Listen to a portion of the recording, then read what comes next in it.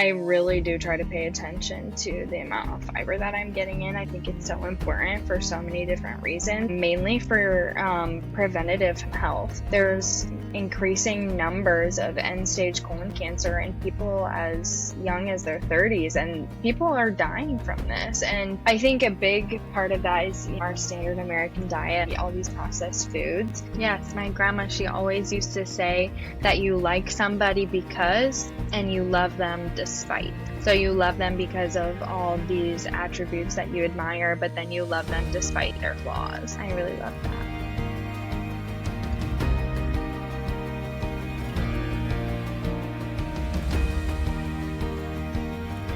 Welcome back to the Tickets Towards Success podcast. I'm your host, Dr. Nanakova, and thank you so much for tuning into this episode today. We have another guest on the episode today, and it is a special one. I'm joined by someone who truly means the world to me, and that's my girlfriend, Ryanne. Ryanne and I just hit our 4-year anniversary mark and have known each other for a little over 4 years. She's currently navigating nursing school, chasing a calling that is rooted in compassion and resiliency, and doing it all with heart, honesty, and strength. Ryanne has truly changed my life, and I'm so excited to welcome her to the podcast as the second guest to ever be on this podcast. Today, we will be discussing health topics and relationships. Ryanne, welcome. How are you doing today? I'm doing good. Thank you. That was really sweet. Yeah. Are you excited to be here? I am excited to get into it. Show you what I know. Yeah, you probably know more than me in the health space, just like analytically wise, I would say. You're very knowledgeable on a lot of those topics. So I'm excited to bring that to life on the podcast and give all the listeners some inside scoop on how knowledgeable you actually are. Are you excited to talk a little bit about relationships as well? Yeah, are you? I'm a little bit nervous. I don't know what's going to come up in that conversation. We'll see. Yeah, it'll be fun. All right, let's begin with health and also becoming a nurse, because you're going through nursing school right now. And we'll kind of touch on that topic as well. I want to talk about health just in general too, because it's such an important aspect of life. And it's also what we talk about a lot on the podcast, as you know. But let's start with nursing. I know for the longest time, for the past 4 years since I met you, you have always told me that you felt for a long time that nursing is your calling. Can you kind of talk about like when you kind of first realized that? Because I feel like a lot of people don't get that type of feeling when it comes to careers. A lot of us don't know what we want to do or really have a path, but it seems like it's always been set in stone for you to become a nurse. Yeah, I think I've probably known that I wanted to be in the healthcare space since I was in middle school, honestly, maybe even a little bit before that. But I think it really didn't manifest itself into nursing until my junior year of high school. So I knew I wanted to be in the healthcare industry, but I just didn't know in what capacity until high school. And you still don't probably know exactly what kind of space you want to be in when it comes to like the health space, right? Like you want to be a nurse, but there's different like sectors of nurses that you can be, right? Yeah, there's a lot of different areas that I'm interested in. I'm hoping to know more once I go through all my clinical rotations and have actual experience. Okay. Yeah, that makes a lot of sense. You want to try and get as much experience as possible, because some people will go into it probably thinking that I'm going to do exactly this. And then they go in and do it and they realize that that's like, they don't want to do that at all. Exactly. Like right now, I'm really interested in surgery, and I feel like that's because of my current job. But I also like mother baby, delivering babies, like really sounds appealing to me. So yeah, we'll just kind of see what happens. I think it's important to always keep an open mind with that stuff too. Yeah, I could definitely see you working like with babies and Yeah. being in that field. Yeah, you're very motherly, so Thanks. I think that would be something that you should consider for sure. Has there ever been a time like this has like been set in stone for you? You've always known you want to be a nurse. Has there ever been a time in your life where you thought maybe this isn't what I'm supposed to do, or this isn't my calling? Yeah, many times. I think every time that happened to me, it really was rooted in a self-doubt more so as opposed to wanting a different career path. I think I've just faced a lot of trials getting to where I am now, and each setback, obviously I feel like it's natural to think, is this for me? Is what I'm supposed to be pursuing? Is this failure telling me that I should be redirected somewhere else? Or is it just going to make, you know, the end goal so much sweeter? Yeah. It's can be hard to decipher.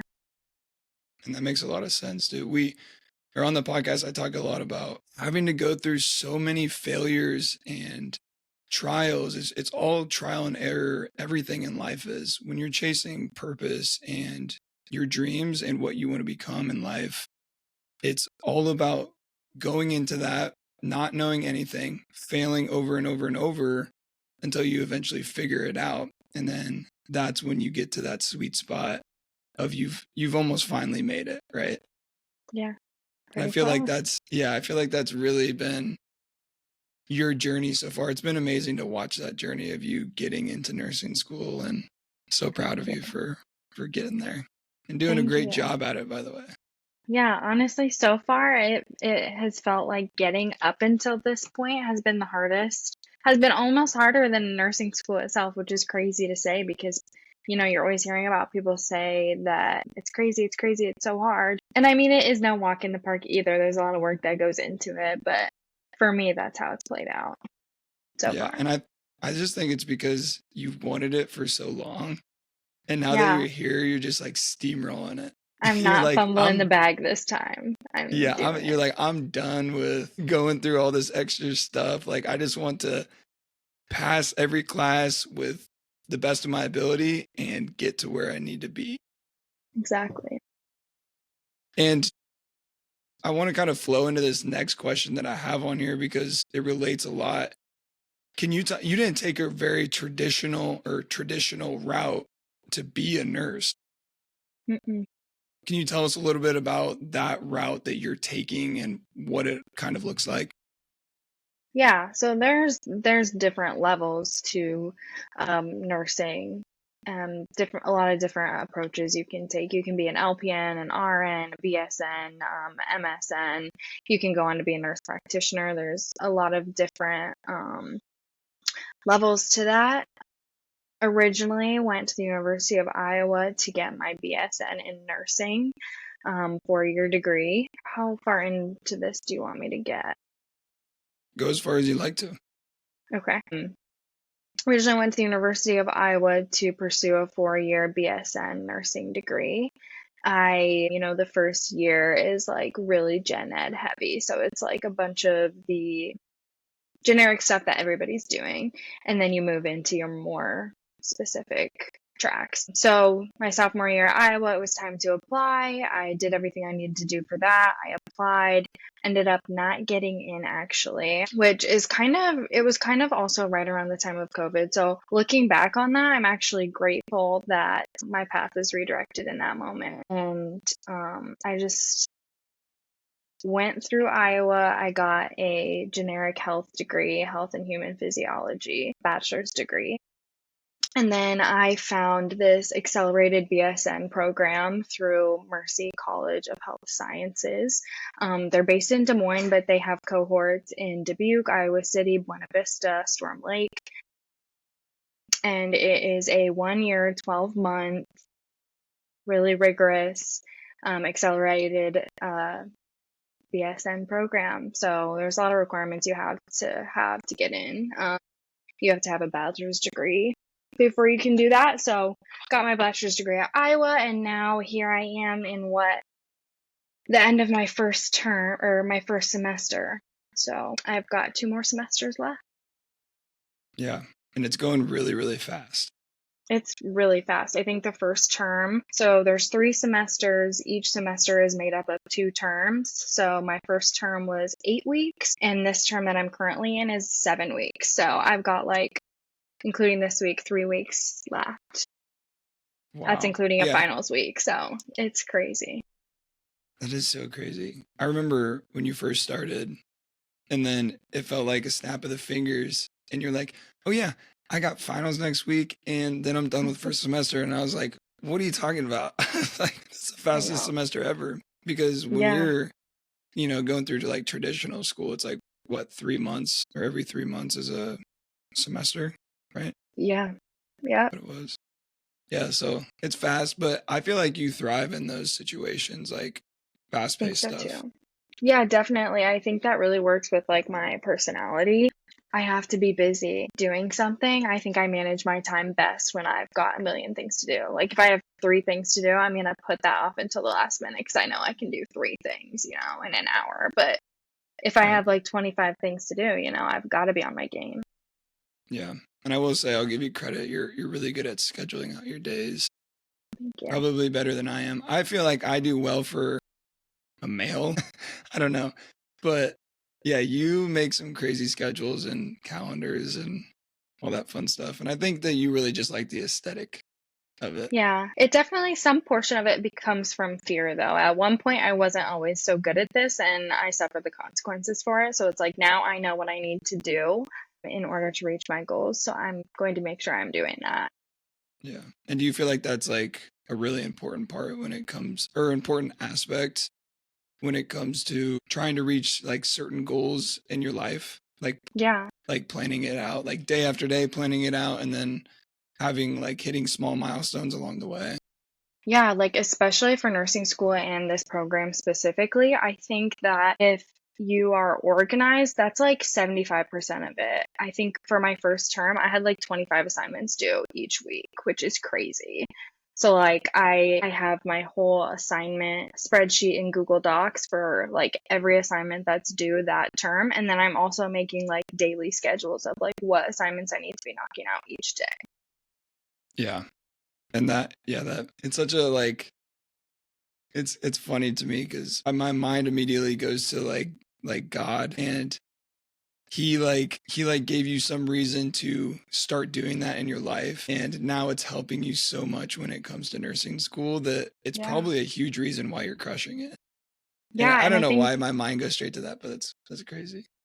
no, I think you're right. I think everything happens for a reason. And like before, when I was telling you I didn't get into nursing school, like that was a blessing in disguise because I wasn't ready. I wasn't able to prioritize and organize the way that I am now. So even if I would have gotten in, who knows if I would have been successful because I just didn't have those tools back then. And I do now. So, Yeah.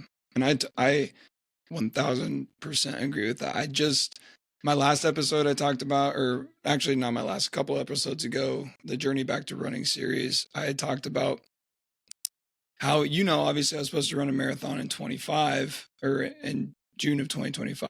And mhm, I got hurt and everything. And to me, I feel like God allowed that to happen to me or put that situation in my life because he knew I wasn't ready to go and compete in a marathon and be able to do that at a high level because he knew that there was things that I had to work on first. So I feel like yeah, same with you.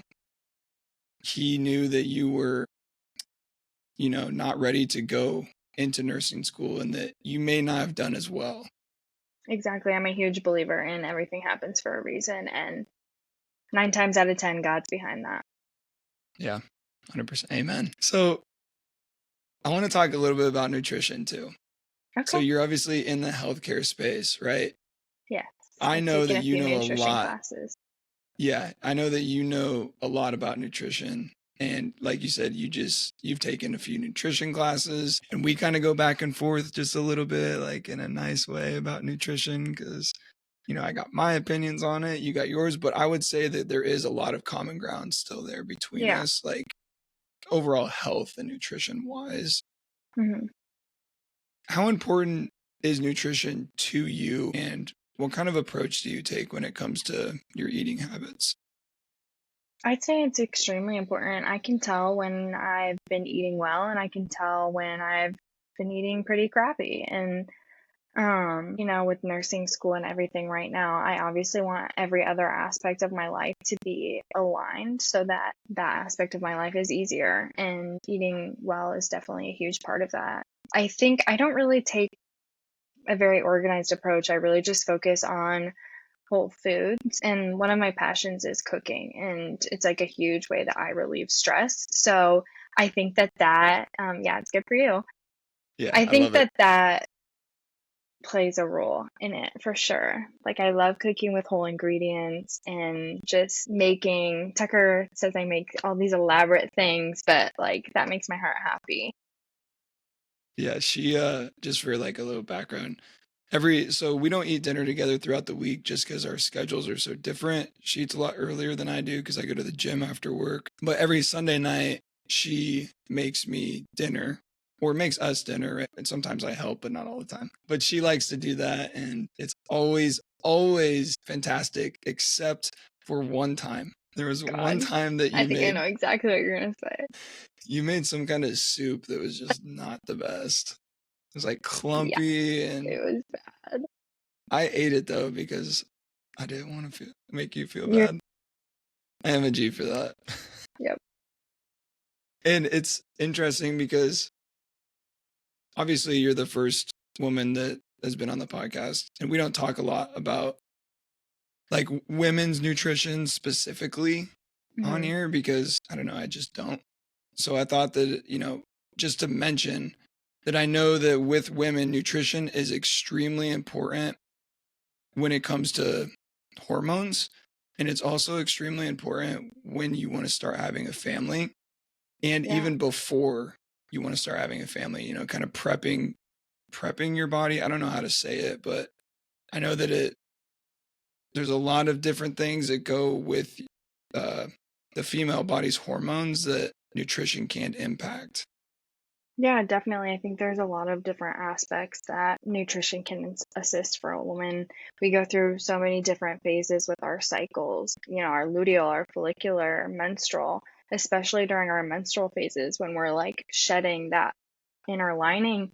We need iron. Like, iron is a huge thing. I mean, women even become anemic because during that period in their cycles, because they're just simply not getting enough iron in that is coming out. Yeah. And I think like if by some chance there's any women out there listening to this podcast, and if you're struggling with any kind of like symptoms like fatigue or I don't even know what some other symptoms would be, but I'm assuming fatigue, headaches, stress, all that kind of stuff. Mhm. Maybe take a step back and just look at your nutrition and how that could be playing an impact during those cycles on your hormones specifically, and maybe do some research, gain some self knowledge, and see if that could be a contributing factor. Yeah, right now I'm myself trying to do more research and getting into finding out what foods are good for me during my follicular phase, my luteal phase, because that's just not something that's really talked about a lot. Yeah. I'm super proud of you for that too, because you're right. It's not talked about a lot. I Yeah. stumbled upon it on social media one time, Hmm. and then I kind of like had brought it up to you, I remember. And I know that you already knew some of it, but I remember bringing it up to you. I was like, did you know that like this plays such an important role in this, and this? And then, yeah, it's kind of snowballed from there. And now you're really zoned in on it. Yeah, I'm trying to. Yeah.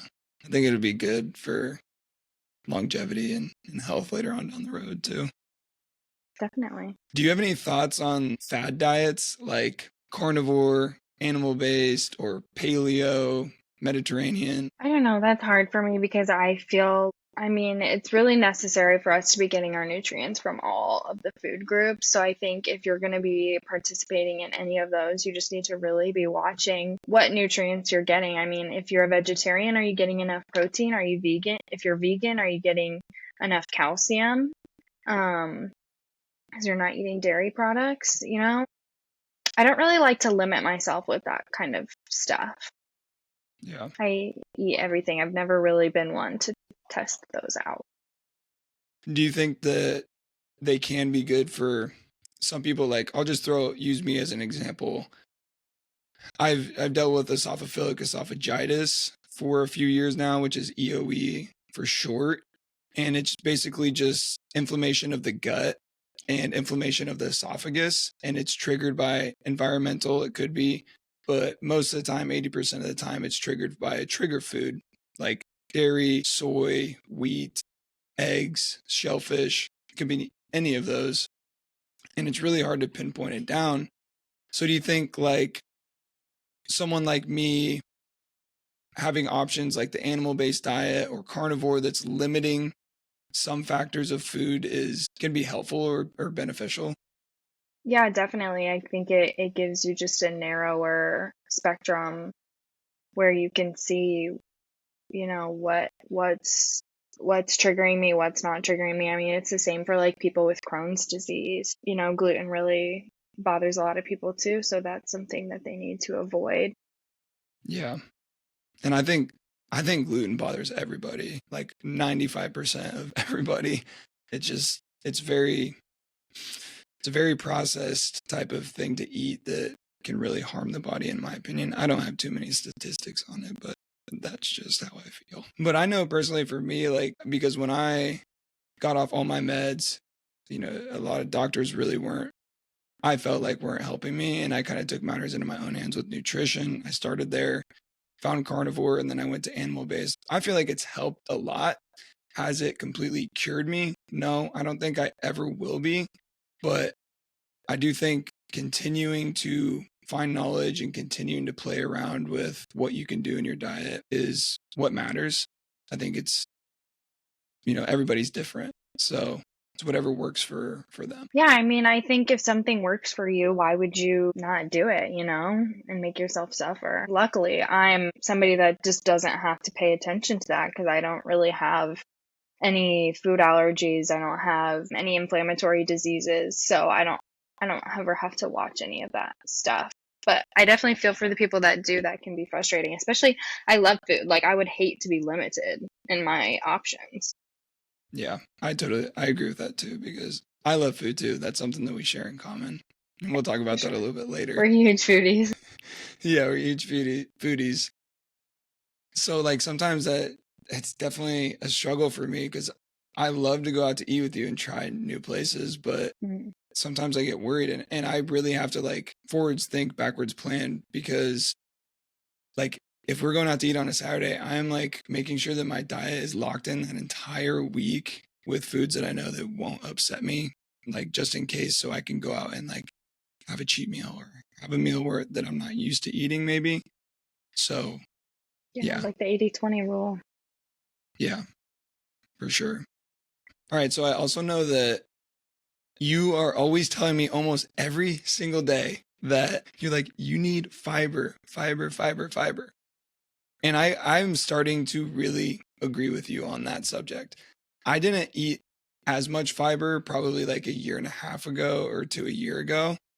But the more that I dive into a little bit of research at a time when I can, I'm understanding that how important fiber actually is for the body. So I wanted to let you kind of shed some light on that as to why and why you believe that it's one of the most important things when it comes to nutrition. Yeah, that's something I don't really pay attention a lot to what I eat other than trying to like really focus on whole foods. I really do try to pay attention to the amount of fiber that I'm getting in. I think it's so important for so many different reasons, but mainly for preventative health.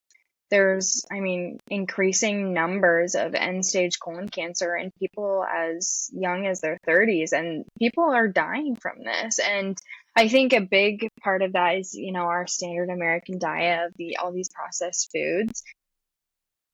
And I think fiber can really do a lot to counteract that. Fiber, there's soluble and insoluble fiber, and our guts cannot digest insoluble fiber. So the only way to get it out of our body is to expel that through a bowel movement. And that just, keeps the motility in your gut regular. So things are constantly flowing through there, they're not stagnant. And also, fiber does really good things for cholesterol. It binds to the cholesterol in your small intestine to keep it from being absorbed into your body. So that kind of keeps your, HDL, LDL levels in check where they should be. And I want to go back to insoluble fiber. You said there was two different kinds, right? Yeah, What was soluble and insoluble. and insoluble is what our gut cannot process. Soluble fiber is what we can process. Insoluble fiber is what our guts cannot. And do you think that in the standard American diet that most foods or meals contain insoluble fiber? No, definitely not. I mean, you're getting insoluble fiber. It's from your celery, your fruit skins, from beans. I mean, in your processed foods, I don't believe that that's really a part of Wait, it. no, sorry. Do you think that it contains insoluble fiber? That Processed processed foods. food, no. Yeah. Okay. Insoluble fiber is what your body cannot absorb. Right. So, okay, I'm a little bit confused because, Yeah, do you want me to explain it again? yeah, but like, so why is insoluble fiber so important if our bodies can't absorb it and we're just having those bowel movements? Because it gives, let me think of a good word for this. It gives bulk to your stool. Makes it It's, firm and stuff, like, yeah, and soft, it creates bulk in your stool, and it also, insoluble fiber draws water in, so it keeps that soft, so you're not having to, like constipation or stuff like that. yeah, so you're not being constipated. I mean, it keeps that motility regular, so you're Okay. going more often. Things aren't stagnant. So insoluble fiber helps you have those bowel movements and push stuff out. And Hmm. then soluble fiber we absorb and that helps with the cholesterol. Insoluble fiber helps with the cholesterol. It because it cannot be absorbed in your intestine. But it also, insoluble fiber binds to cholesterol, so it Oh yeah. doesn't allow the cholesterol to be absorbed either. Okay. So what does soluble fiber do? Soluble fiber, our bodies can break it down and process it. Oh, so it just becomes part of. Yeah, building blocks. Okay. Wow. Yeah. It's crazy. Ryan and I talk a lot about how crazy the human body is Yeah, it's and so like how it, complex. yeah, like we just talked for 5 minutes about fiber and how complex it can be. I literally had to have her re-explain it to me because I didn't understand it in my head, but And now you I know, it's get it. So even, go ahead. I was just gonna say, it's even crazier that, like, this is still surface level stuff. Like, there's still so much more that's being, um, like, researched and studied right now, because we still are just scratching the surface on this stuff. Yeah. And it makes me say all the time, how could you possibly not think that there's a God with how Exactly. Like, complex just our bodies are? Like, yeah. there's certain ways that, like, our bodies have to function almost perfectly for us to live, almost perfectly, right? Hmm. You can live with some, conditions or whatever, but still, like, it has to function at a certain standard for us to continue living, and there's so many moving parts that are involved in that standard. Exactly. And like in nursing school, I'm learning about what all can go wrong. And it's crazy that, there are people out there that they don't have to worry about any of that stuff, and that's just wild, knowing how many things can go wrong. And it just doesn't. Yeah. There's so many things. Like, count your blessings if you are feeling healthy, Exactly. or even just Exactly. a few things wrong. Like, that's why when I go back and think about my EOE, yeah, it sucks, but I'm still able to be very, very active and still eat. I'm still breathing. I'm fine, right? There's a lot of people that have it way worse. So, Yeah, it's manageable for you. yeah, it is manageable, and there's ways that you can go about it to better it. So at least that there's that. It's not like it'll never go away, but it's not like it's consistently getting worse or there's no fixing it, I guess. Yeah, exactly. And there's like a lot of other conditions out there that take a lot more time, a lot more money, to be able to live and cope with. Yeah, 100%. Well, man, that fiber one's going to knock some people on their butts. Yeah. Yeah, it's I want super to, important. yeah, and I'm glad that you wanted to bring that up too, because the more that I study it, the more I realize how important it is for our bodies to function correctly. And with nutrition, obviously we talk about fitness a lot on the Mhm. podcast, and from being with me that fitness is a huge part of my life, and if I didn't have it, I'd probably go insane. Probably have to put me in a Yeah. nut house. How important is fitness to you, or exercise in general? Yeah, I mean, I was always an athlete growing up. I was pretty much in year-round sports up until like my sophomore, junior year of high school when I was just in a few. So it's always been a really big part of my life. You're definitely the expert on this subject. I definitely wasn't paying attention in my lifting during my lifting sessions as I should have been because I don't know a lot about how to make a workout based off of what goals I'm working towards, but I'm trying, and that's something that I've been working on a lot lately. I definitely feel better when I work out. I'm with you there. Like my mind is so much clearer and I'm able to give more of myself to my other tasks. Yeah. And for one, thank God for ChatGPT. Shout out to, what did I call it yesterday? What did I call ChatGPT? I can't remember. I don't remember. I named it, but I forgot its name. I'm talking to ChatGPT all the time for many different things, but I've started using it to help me build out my fitness programs. I used to build them all from scratch by my own research, but I've started using that, and I know that you use it as well, kind of Yeah, I've just been to using it help a some little bit. more. Yeah, and I kind of put you on. I was like, use You did put me on. ChatGPT. Yeah, and it's so easy because it's like you're not just searching it into like a normal Google. Google a normal Google search bar because I mean it's already looking at it's that's gonna pull up a bunch of different sources, but ChatGPT is compiling all those different sources into one answer for you. So you're not having to go look through all those different sources to find one answer that you're looking for. It's just so much more efficient. Yeah, and it can help you build, or structure them out by your goals, what you're trying Hmm. to accomplish. I'm working on building a nutrition plan for myself right now that it's Yeah, based that's off my cool. macros that I'm trying to hit with caloric intake and based off all my fitness stuff. So it's really amazing what you can do. You just have to learn how to use it and play around with it a little bit.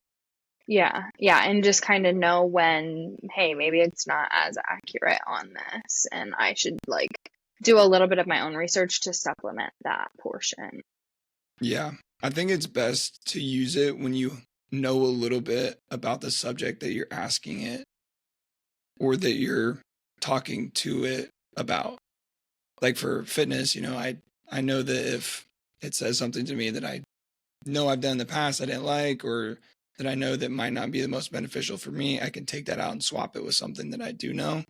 So it just helps me get that general plan though. So do you believe that, actually, I already know you believe this, but how do you believe that nutrition and fitness play a role when it comes to mental health? I mean, hand in hand for sure. Like I said, when I go for a walk, my mind feels so much clearer.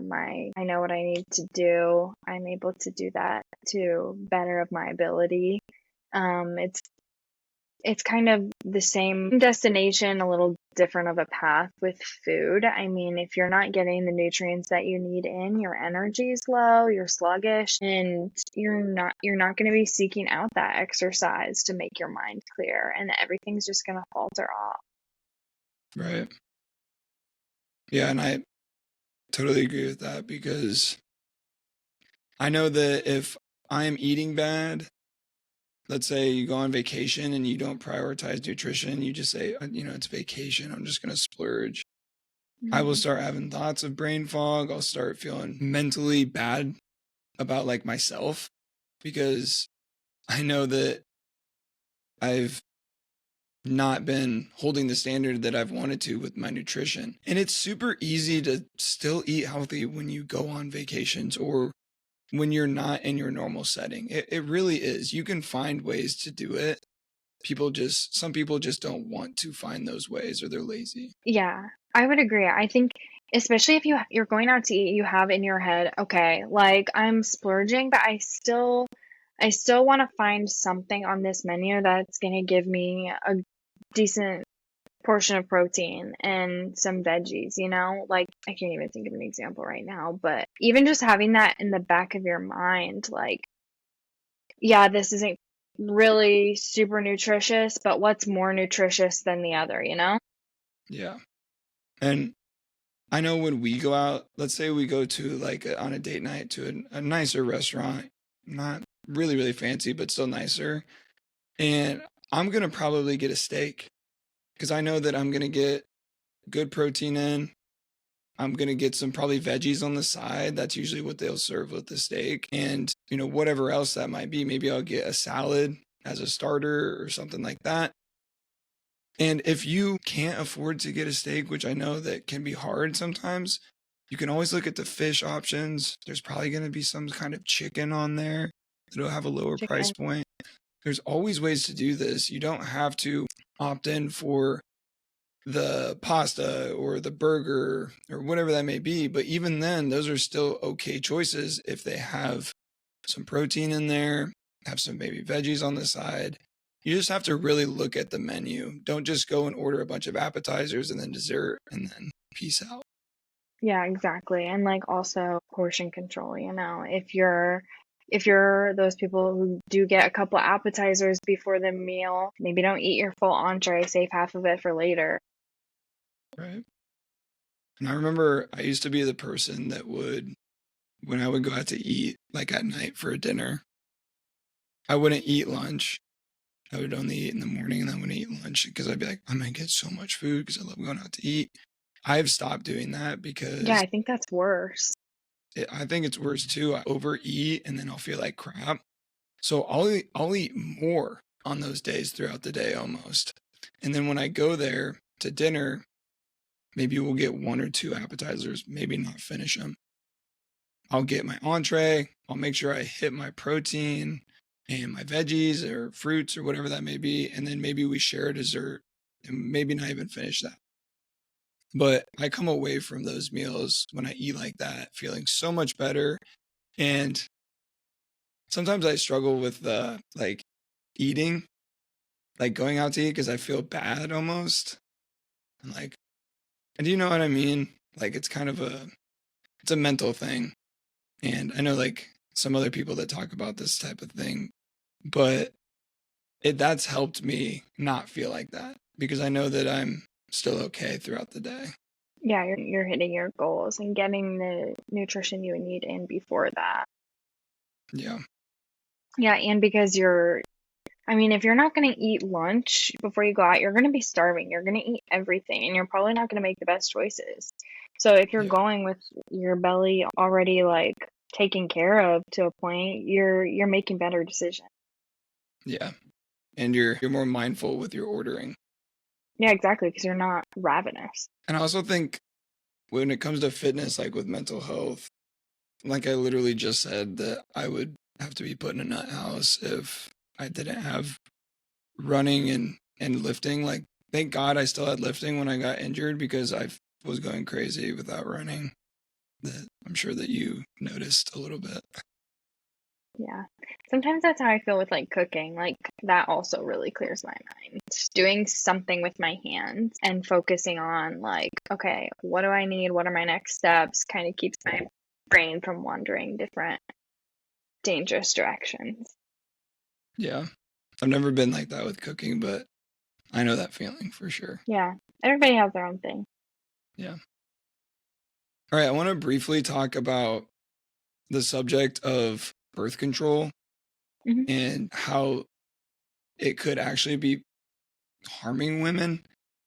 There's a lot of controversy around this. I wanted to get maybe your like take on it. And then I also have a link to a source here that I just wanted to read a few of like the side effects that have been studied with people that are getting onto birth control, whether that be IUD or the pill. But first I want to get kind of your take on it and your thoughts. Yeah. I definitely have been on my own journey with that. I was trying to think when I started birth control. Maybe like my junior year of high school. Got off it last year, so that's like 6 years on it. And just coming off of it, I've noticed for myself a complete 180 in so many different aspects of my life. Like, been having to cope with like different mood swings that I didn't have before, different menstrual cycle symptoms that I didn't have before, and just like trying to adjust what my new normal is without those, fake hormones. And there's actually, I just saw this, there was an article that just came out on PubMed about specific types of birth control that are actually carcinogens. They're causing cancer in women. Really? Yeah. That's really scary. Yep. It's terrifying. And I recently just went in for like a checkup with my OBGYN just to talk about, how have things been for me since I've been off of it. And, she actually suggested to me as a way to fix my mood swings and all these new symptoms that I'm experiencing was to go back on birth control. So that's something that really baffles me, is like how there's evidence and proof out there that certain birth controls are carcinogens, but you're going to still prescribe them.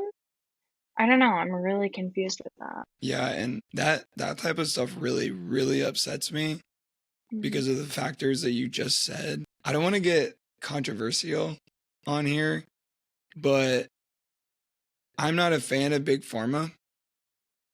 I'm not a fan of that whole space at all. I think that there's a lot of conspiracy theories out there that involves the food industry with big pharma and how they push processed foods to make humans unhealthy. And then when humans become unhealthy, they go to big pharma for all these medications. And it's just an endless money cycle, just round and round and round. And now birth control has become the new norm when it comes to solving a problem. That's why they came out with it, because women, or not women, people wanted to engage in those types of activities without having to deal with any consequences potentially at the end of those activities. So they found a problem in the market, they provided a solution, whether that's harmful or not, and now it's almost a standard. And it bugs me so much because it messes up hormones for women. It messes up lots of different areas of their life, and it's really, really scary. I definitely think that there's a time and place with that kind of thing. There's a time when medication is warranted, and there are certain disease processes out there that require medication. There are really no alternatives to it. But also there are a lot of like holistic, non-pharmacological interventions that people can try. But I don't think that providers are doing their due diligence in educating on those non-pharmacological inventions. They, like you said, you're coming to them with a problem and they want to fix it for you. And the fastest, most sure way to do that is by prescribing a medication. I think a lot of patients are also really receptive to that too. They want a quick fix. They don't want to put the time and the work in to understand what's happening and to fix it. And I think that that's just solidifying what the providers are doing. And there's just a lot of different factors and components playing a role there.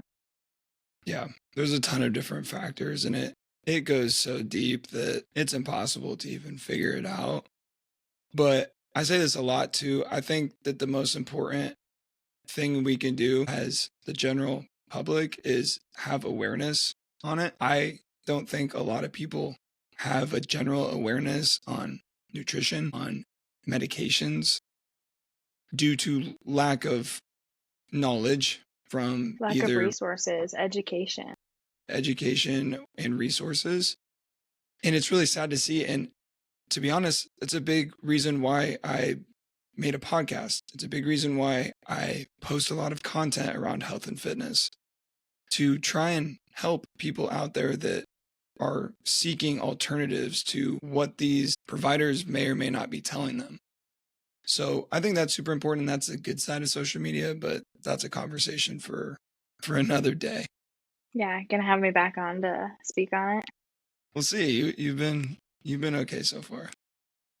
God, thank you. Just okay. All right. I want to read just a few things from this website or this source about birth control and some of the side effects that it can cause.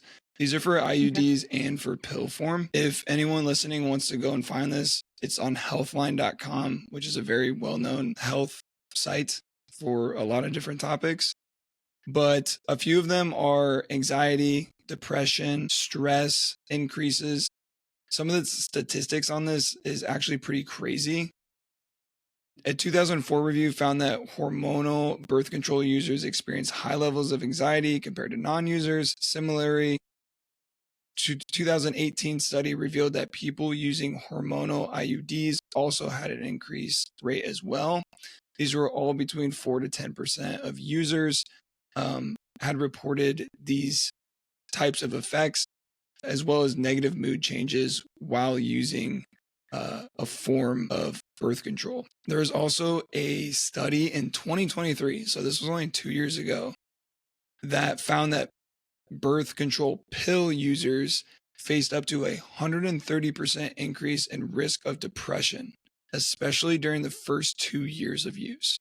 That's an insane percentage increase. Then it also says, let's see, there's also another study in 2023 about stress that found that the pill may impair your stress response, making it harder for your body to actually adapt to stress. There's also physical side effects as well, which the sleep-wake cycle and the circadian rhythm, like regulating your circadian rhythm, it messes with your 24-hour clock that's inside of us. It's basically what we have when it comes to our sleep cycle. And that's huge. And it plays off the effect of estrogen, which is obviously just not a good thing. There's lots of headaches and migraines that get reported.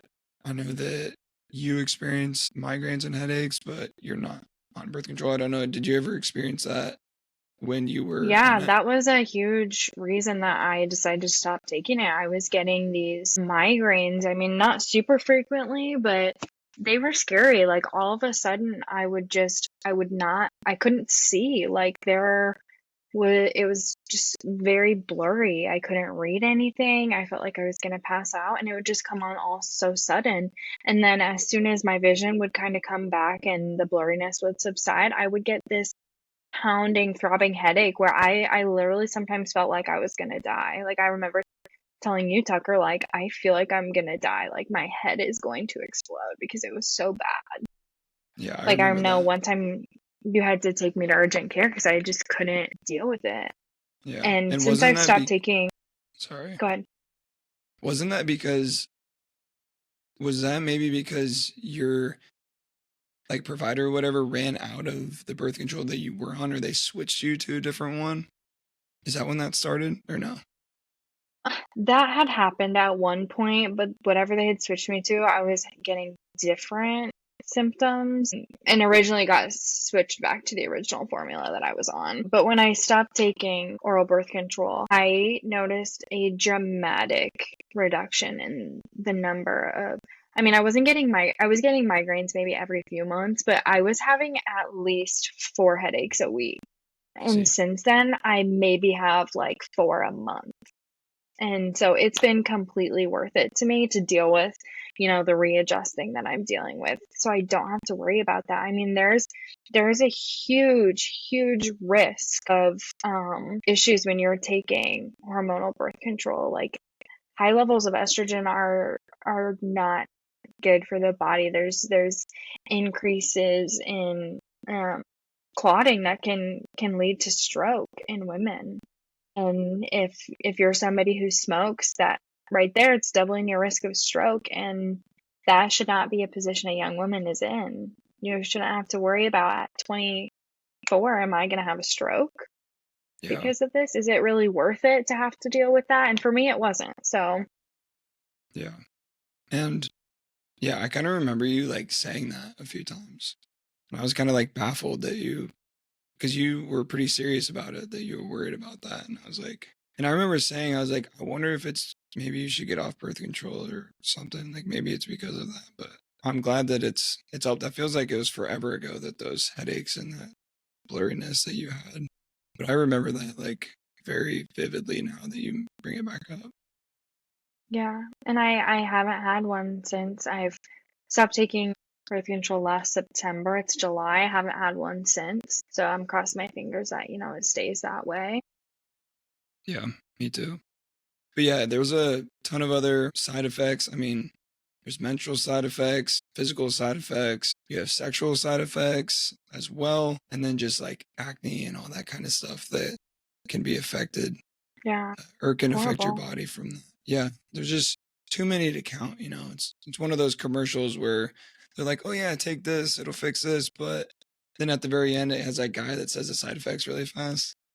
Yeah, he's That's like what it going is. through it so fast you can't even tell what it is. Or they have it like at the bottom in like this really small print that you'd have Yeah. to like put magnifying glasses on to see. Yeah. It's marketing at its finest, I guess. Yeah, and it's really to the providers doing their due diligence and letting the patients know what risks are associated with what drugs. I know in nursing school, we're really learning like one of our roles as nurses, super important is patient education. If the provider's putting in an order for a certain medication, we need to make sure that we've educated the patient on why are they taking this medication, how are they taking this medication, what risks are involved, when should they worry about those risks, you know? And I don't think everybody's getting that. We're not doing a very good job with that. Yeah. And I think it comes down to people showing up to their job to get paid and then they're going home and they care about their own lives. You know what I mean? And that's why I'm Mhm. super happy that you're on this nurse route because I think that you're going to be one of the best nurses ever because of how much you know, how much knowledge that you consume about the space and what you can bring to the space too about nutrition, about fitness, about not always believing what providers tell you and maybe digging in a little bit on your by yourself and then making that decision for your life. Yeah, and I mean, sometimes it's for sure you need to go into the field having passion and drive to help these people. Otherwise, really, what are you doing here? You know, this Yeah. isn't for you. But it's also, there's a huge nursing shortage right now. I mean, the baby boomers are starting to retire, and there's just not enough of us to fill that gap. And so nurses are having, instead of, maybe 3 or 4 patients assigned to them per shift, they're having 5 or 6, and they're just not given enough time to educate those patients. So it's not all on them. There's a lot of other factors involved too. That's really true. And I'm glad that you brought up that point too, because, you know, their main job or a nurse's main job is to provide care and take care of their patients. So when they are understaffed and have more patients than they realistically should be able to take on, they're doing their main job first. And really their Yeah, we're secondary job is that education part.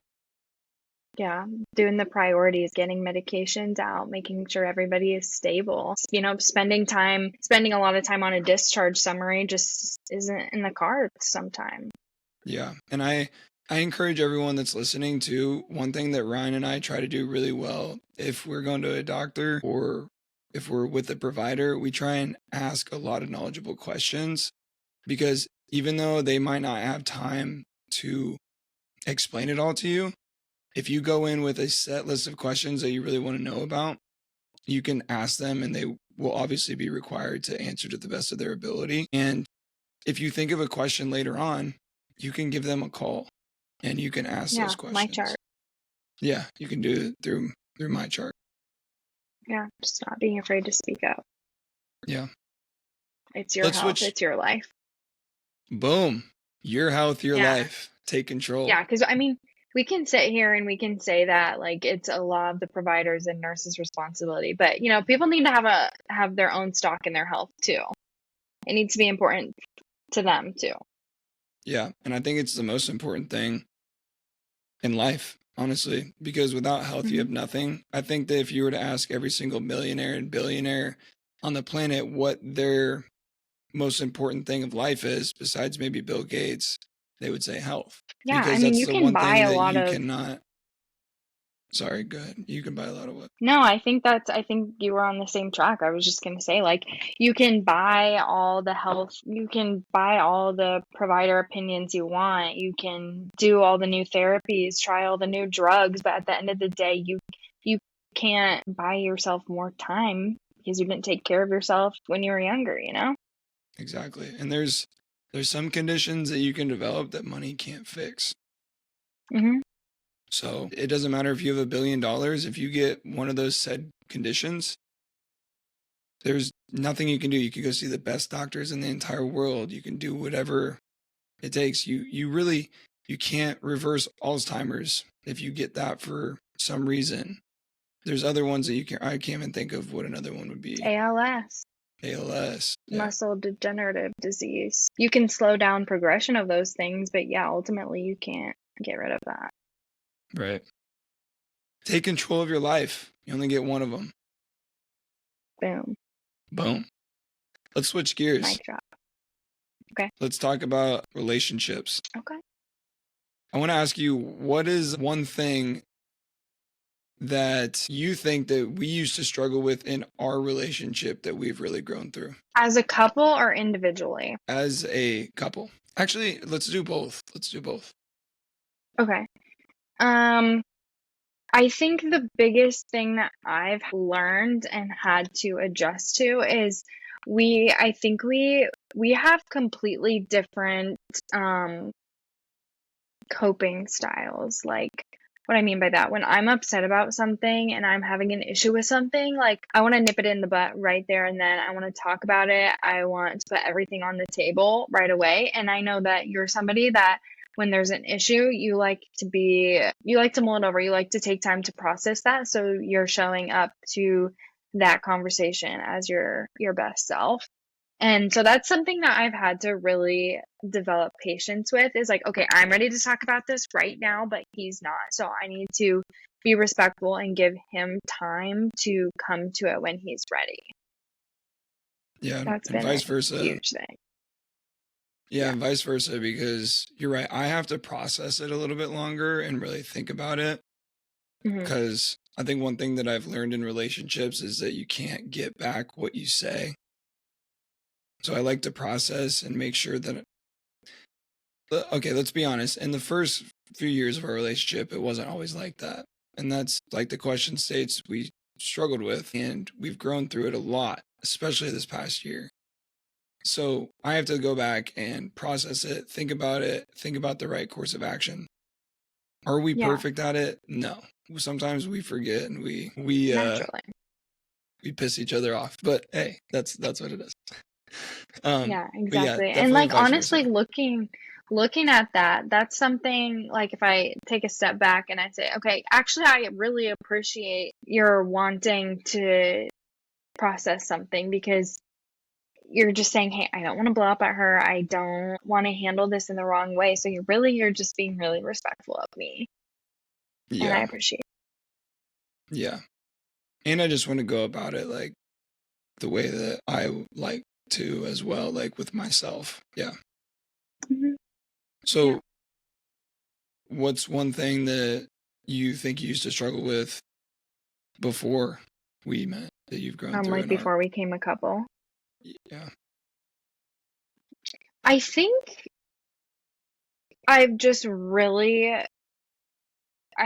grown as a person and become more confident in myself. And so I feel like that really has helped us in our relationship. Like, I feel like you need to be at peace with yourself and confident in yourself to be able to show up in a relationship. And before, I would say in some of my relationships, I was maybe a little more on the insecure side. So things bothered me more. I let things get to me more when they shouldn't have. And now I'm more in the space to say, like, not necessarily with you, but like, if something were to happen, I know my worth. I know what I deserve. And that kind of helps me move through conversations and arguments as well. Yeah. And I think a lot of people in today's day and age struggle with that insecurity part. I know that I have in the past as well. And even in the early stages of our relationship. Yeah, a lot of people do. Because when you fall in love, truthfully, it's makes you crazy a little bit to a certain degree, right? It should to a certain degree. And if it doesn't, then you might be in the wrong relationship. But yeah, I think that's, you've definitely grown so much. I didn't know you back then, but I knew you 4 years ago and I know you now, and you've grown a lot, and I'm proud of you. Yeah, same to you. Yeah, I definitely have, thank God. So I want to turn that question back to you then. What do you think that you've grown and gotten better at? in our relationship or before or anyone? Communication, I've definitely gotten better at. I think that in the past, in the early stages of our relationship, I was never really good at. And when I say communication, I mean actually relaying how I'm feeling about a certain subject or a certain situation and relaying it in a way that's healthy, not in a way that makes it worse. There is sometimes where I don't think before I speak, and I think that's just part of who I am sometimes, and depending on what's going on. But as we talked about a little bit ago, I still try to just take a step back, whether that's a couple days or if we're in the midst of a conversation. I try to take a step back in 5 seconds to just think about the big picture and think about how I can respond to it correctly. So communication for me, I think that I've really grown at, and definitely like the jealousy side. I don't know if I've necessarily always been insecure, but definitely had a side of me that gets a little bit jealous of stuff. And I think that that comes with growing up and being with the right person as well. That Yeah. there's a level of trust when it comes to that too.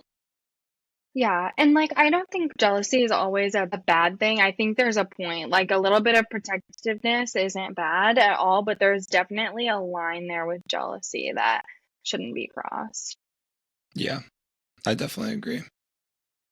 Do you think that there's anything that we still struggle with? There's got to be I at think least there's, one. I mean, everybody, we're Yeah. always learning. We're always gonna have new things to need to work on.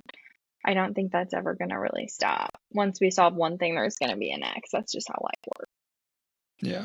I think the only thing that I can think of right now on the spot is we're still like, even though it's been 4 years, we're still, well, it's been 4 years, but now that we're like in our grown up jobs and we're navigating our careers and then also navigating making time for us and ourselves and then also making time for each other. So I think we're still navigating a little bit like sometimes I just need some space to be alone and to be with my thoughts and to think through all the millions of thoughts that are going through my head. And then there's also sometimes where Ryan needs to be like right by me, like putting her head on my shoulder because she just wants to feel close to me or whatever that may be. Yeah, physical And touch is a huge thing for me. yeah, and we're kind of complete opposites with that. So Hmm. we're still trying to navigate how we can both support each other in those situations or those roles or whatever that you want to say. Yeah, definitely. I'm like huge physical touch, like words of affirmation. And I know like you're really big on acts of service. So Yeah, unload the dishwasher. That's a big one. Do your dishes. Don't leave them in the damn sink. yeah. No, that's funny though. Yeah, I think we're doing good though. We work through it in a positive manner and Yeah, try our best. for sure. What's one thing that you've learned about yourself through the 4 years that we've been together that maybe you may have not learned like otherwise, like if we would have never gotten together? I think definitely like your ambition towards like finance and that whole subject has definitely helped me out.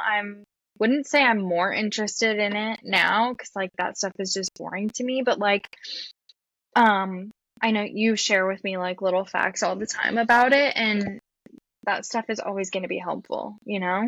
So I feel like I've learned a lot about how to, manage my money, or at least the things that I should be thinking about and have in the back of my head as far as that goes. Yeah, that's still something that I'm super passionate about is personal finance. And Hmm. I started making some finance podcast episodes and I do have some planned in the future, but I really just like personal finance, like doing it myself. And I don't know why I'm just like that, I guess. It just sparks my interest or whatever.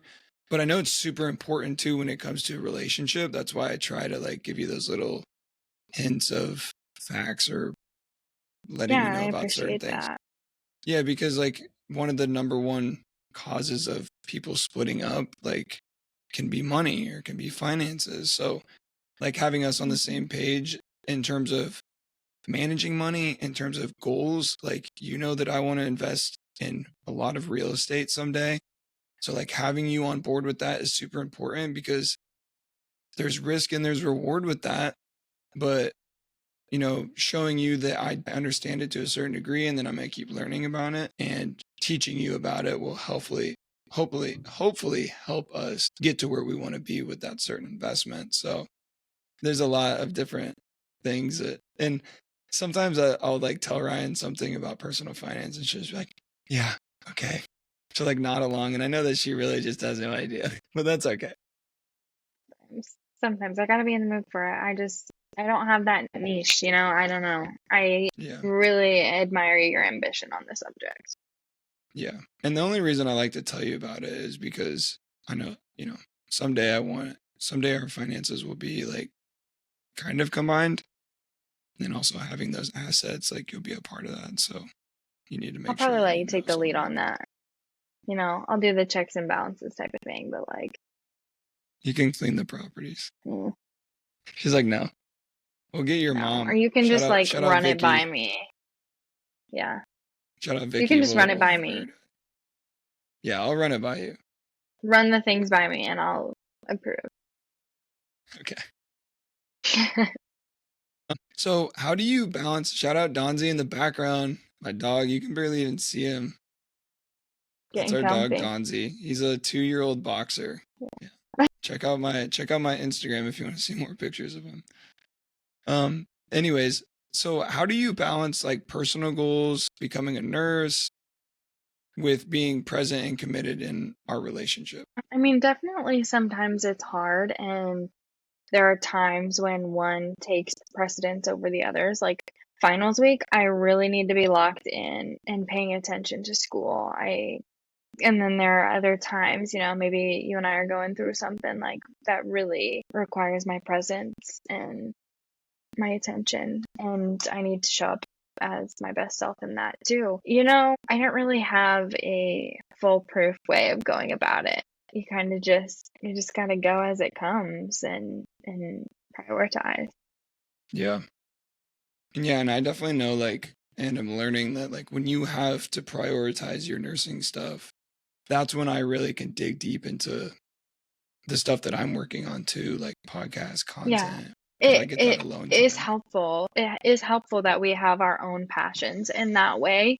Like we don't have to do everything together. So like when I'm doing that, you're not just twiddling your thumbs, or like when you're diving deep into all of your things, like finance and researching all of that stuff, like I'm not just like sitting here pissed off that you're not spending time with me, you know? Like we each have our own things that we work on outside of our relationship, and I think that plays a huge role into the success of our relationship too. I mean, if we didn't do those things, I don't know if we would be where we're at. Yeah, I totally agree. Because I think we both need that separate entity that we can focus on and that's just for us. Like, but it's Yeah, also nice to bring each other into it every once in a while. Like you're on the podcast exactly. today, or sometimes you will talk to me about your school and what you learned. And even though we're not like I don't know how to say it, like fully committed to each other's hobbies, we're still like have a level of interest because we Yeah, love each and we're other. supportive of each other of pursuing those hobbies. Yeah, That's 100%. important. What does a like a healthy growing relationship look like to you? I know that you name drop your grandpa and grandma a lot Mhm. and the successful relationship that they had. They were together for 70 years? 60s? I don't know. 60 some Long years? time. Yeah, which is crazy Long and it's time. almost unheard of in today's world. Yeah, it's definitely used to be more of the norm, but nowadays you don't hear those stories as much, and it's kind of sad. Yeah. So is that kind of what a healthy growing relationship looks like to you would be their example? Yeah, definitely. I think of them. They really showed me. I mean, I don't think there are relationships out there, at least true relationships out there, that don't argue and have squabbles over things. I think that's really unrealistic to think that you're not going to have that in something real. you're going to. I think what really matters there, and something that they showed me, was that when that does happen, the reconciliation of that argument is just as important, if not more important, than the issue at hand. Like, knowing that you guys can put aside your differences, come to a compromise in whatever may be going on. And I think that's really one key to being in a successful relationship. Yeah. That and communication is huge. Yeah. And you always see like those, I love those videos that on TikTok or like Reels or whatever of people interviewing like older couples, and they like tell them like what's one thing you'd recommend to the younger generation on how to have a successful relationship or whatever. And a lot of the guys are like always make her happy, or tell her that she's always right, or a lot of the women will say communication. There's like a repetitive cycle of what it is, and those are the people that you want to take that advice from, honestly, because they've been doing it for years. And like you said, if you think that they never had a argument or got bitter at one another, then you're a little bit delusional there, because you can't spend 60 years with the same person and expect not to have confrontation with them. Yes, my grandma, she always used to say that you like somebody because, and you love them despite. So you love them because of all these attributes that you admire, but then you love them despite their flaws. I really love that. Yeah, I really like that too. And I had posted on our 4-year anniversary, my caption was, "It hasn't always been easy, but it's always been worth it." And I really like that too. And I think that that can apply to all of life and in every aspect of your life, but really applies to relationships, because it's not always going to be easy. It's exactly going to be hard and difficult at times. And sometimes it's going to feel like you don't know what to do anymore. But if you're with the person that you truly want to be with and you truly love them, then it's always, always going to be worth it. Exactly. And like we mentioned, everybody's going to have their struggles and issues. And it's just like, who do you want to go through those struggles and issues with? That's what it is. Yeah, 100%. Would you give if you had some advice to give to any other couples or anyone that's in a relationship out there that want to build something lasting, what would be that advice? So many things. I feel like it's hard to pick. I don't know, because I think respect plays a huge role in it too. Like when you are having those arguments, you're not only coming together to compromise on whatever's going on, but it's like really respecting and listening to your partner and what they're having an issue with, and like recognizing your part in that, you really got to be mindful of yourself. This is actually another thing that I struggled with, but when you commit to someone, and what I've learned is that you can't continue to make your life all about you. Like when you start getting into a serious relationship like we are, you have to understand that those days are over. And if you want to commit to yourself and commit to your partner, you have to make time for yourself and also make time for your partner. You have to be able to show up for both sides. And that's the only way it can be done, because if you don't show up for yourself, then you still have to show up for your partner, and you're not able to show up for yourself. And that goes along with the respect factor too, because you have to respect yourself and respect your relationship. Make sure that you're taking care of both sides. Yeah. So I want to list a few things that we do as a couple to make time for our relationship and focus on a relationship, even though both of us are extremely busy. Ryanne with nursing school, following her passions, her dreams, me with the podcast, content, fitness, following my passions and my dreams. So I'll list off a few of these, Ryanne. If I forgot one, go ahead and let me know or throw that out there. And then kind of want to get your thoughts on maybe what's the most important one you think, or what are a few that are super important. So number one, we do life meetings, is what we call them, every single Sunday. We have a shared note in our notes app on our phone where we have all of our information for the next week. We have, here, I'm just going to pull it up real quick. So Ryanne has her schedule for the coming week. She'll go in and fill that out every single week, and I'll do the same. And then we also have like house upkeep, what we need to do around the house to make sure that we're maintaining that. We have a finances tab where we talk about finances, or someone can just add a topic that they might want to talk about at that life meeting. We have stuff for our dog, Donzi, and his schedule for that week. We also have a planned quality time together. So we try and plan quality time once a week, depending on what we have going on.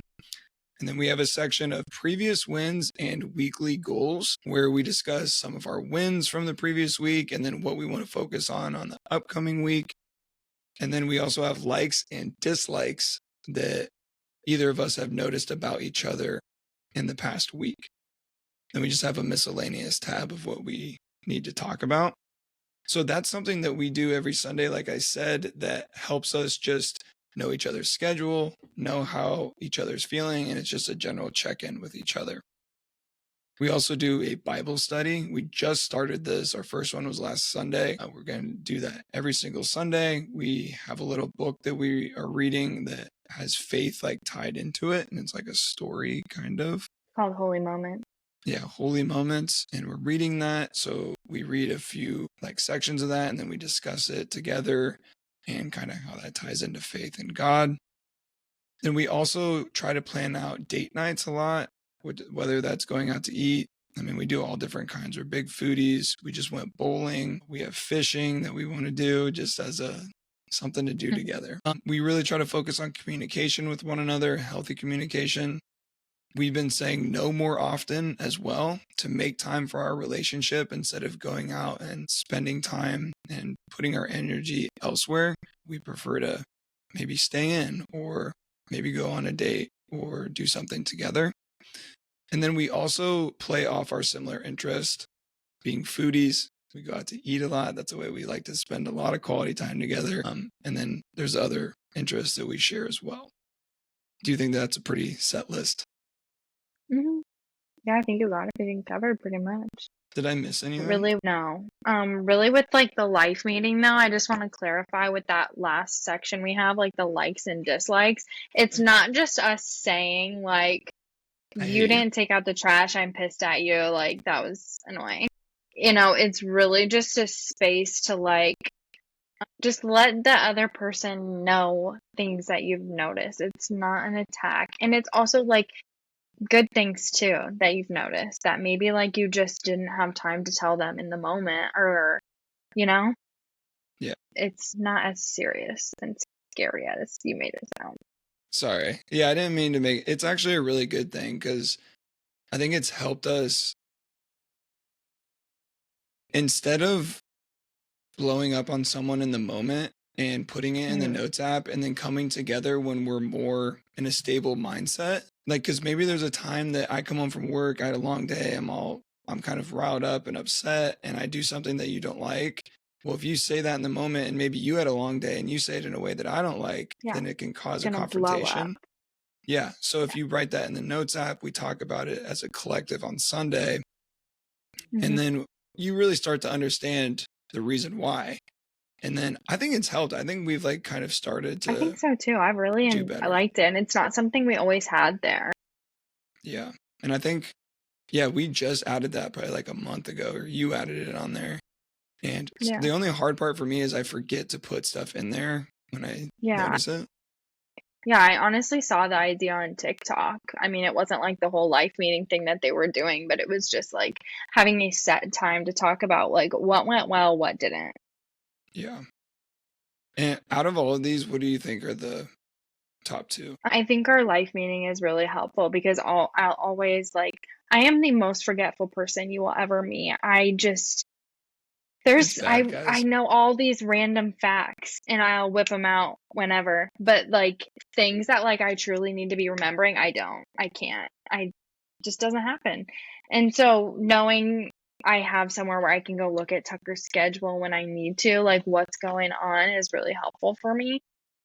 And I'm not annoying Tucker as much with all my questions about what's going on, So I think that's really helpful. I know we only said we've only done our Bible study like 1 week, but I think something that we're really working on in our relationship right now, we're both religious people, but we're trying to discover what that looks like for us as a couple. And so that this was a really big step starting this on that journey. And I liked the first week. I enjoyed it.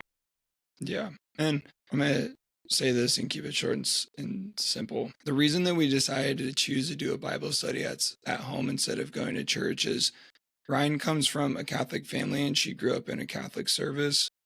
I come from a family that was religious and had faith, but we didn't always attend church. And when we did go, it was more of like a non-denominational.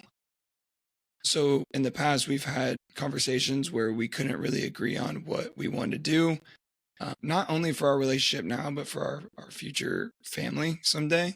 Mm-hmm. So instead of just not doing anything and arguing about it, we decided to just kind of take action and bring it into our house for now, and then kind of see how that grows, and then we'll kind of go from there. But I think that if a couple is struggling with that, this is a really good way to do something that's important, do it together, and know that you're ultimately doing, what the main goal is, and that's learning about God and creating faith as a couple. I got one last question for you today, and I'll answer this too after. The great thing about this podcast is I want to have you on a lot, like in the future, right? Because I just think that that's super cool. And one really cool thing is when we go throughout life over the next, however many years that is, and we have kids and everything, they're going to be able to come back and see these types of episodes, which is really, really amazing. And that's the great part about social media. And I've said it before on my TikTok that you can document your whole life and you can go back and look at it. Like social media can be used as the new camera roll, the new Polaroids, all of that. So I want to ask, if there's one thing that you could tell our future kids today, what would it be?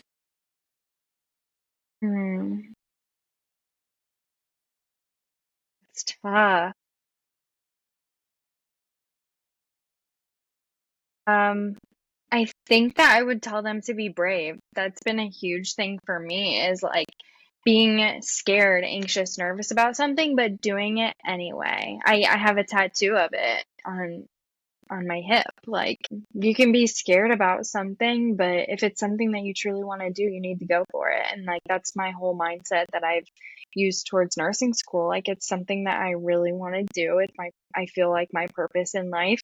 And there's been a lot of setbacks, a lot of scary moments, but I truly want it. So I'm going to do it whether I'm scared or not. And I think that is such a valuable lesson. And I want them to be fearless, or even if they're fearful, I want them to still be able to pursue their dreams. Yeah, that's a great message to them. I'm excited. Can't wait for the day that they get to hear this episode and hear their mother say that and give them some inspiration for the day. So shout out to the kids, wherever you may be seeing this. I guess the one thing that I would say to them is, I'd say just like always believe in yourself and be who you truly are. Be authentically you. Don't listen to what mom and dad have to say all the time. If they don't agree with your passions and your dreams right away, help them understand, but don't listen to all the other outside noise either. Follow who you want to be, because you can truly be whoever you want to be. There's no stopping you. There's no limit to your potential. You can go out and make your life as extreme as you want it to be. You just have to be willing to go out there and try everything to make that possible. So believe in yourself, don't listen to others, and just keep going. Yeah. Awesome. Ryanne, I appreciate it so much. Taking the time to do this with me. I know that you're so busy right now, and taking the time to just, be a part of one of my passions and one of my dreams. And I love you for that. And thank you for all the support that you show me, and appreciate you being here. Yeah, of course. I'm hungry. You want to go make dinner now? Yeah, let's go make dinner. Everybody Sounds listening, good. thanks for tuning in. And I'll see you guys in the next episode.